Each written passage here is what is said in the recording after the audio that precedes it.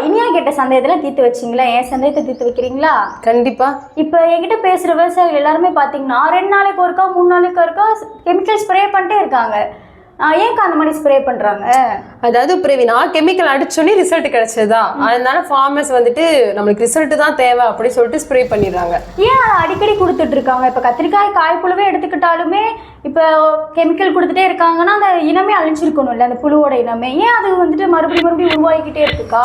அதாவது இப்போ கெமிக்கல் நம்ம எடுத்துக்கிட்டோம்னா வந்து ஒரு பெட்ரோலியம் ப்ராடக்டா ஆவியா வந்துட்டு போயிடும். அப்போ திரும்ப நம்ம டாப் அப் பண்ணிக்கிட்டே இருக்கிற மாதிரி இருக்கும். அதனால அவங்க திரும்ப அடிச்சுட்டே இருக்காங்க. மீண்டுமா உங்களுக்கு செலவுமே அதிகமாகும்லக்கா?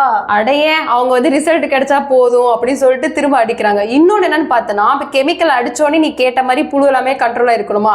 பட் என்னன்னா போன ஒரு தடவை அடிச்சா உனக்கு வலிக்கும், திரும்ப அடிச்சா உனக்கு பழகி போயிடல. சொரணை இல்லைன்னு அதேதான் பழகி.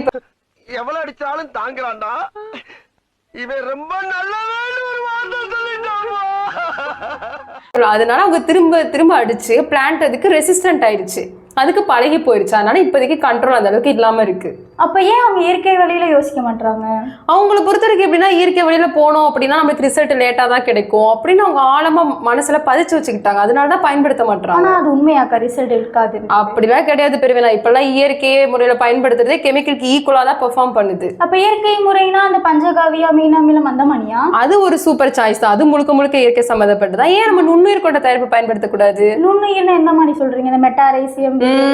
கரெக்ட். இப்ப இருக்கக்கூடிய ஜெனரேஷன்ல இந்த பிவேரியா, மெட்டாரைசம், இதுவே அனைத்து வகையான பூச்சிகளுக்குமே நல்லா கேக்குதே. இப்ப அப்படி பார்த்தோம்னா என்னென்ன நுண்ணுயிர்களுக்கா இருக்கு பூச்சிக்குனா? இப்ப பார்த்தேன்னா இந்த பிவேரியா, மெட்டாரைசம் எடுத்துட்டோம்னா நம்ம சாரூஞ்சு பூச்சி வண்டுகளுக்கு கேட்குமா? வெட்டிசிலியம் லெக்கானின்ற நுண்ணுயிர் வந்து வெள்ளைக்கு நல்லாவே கேட்கும்.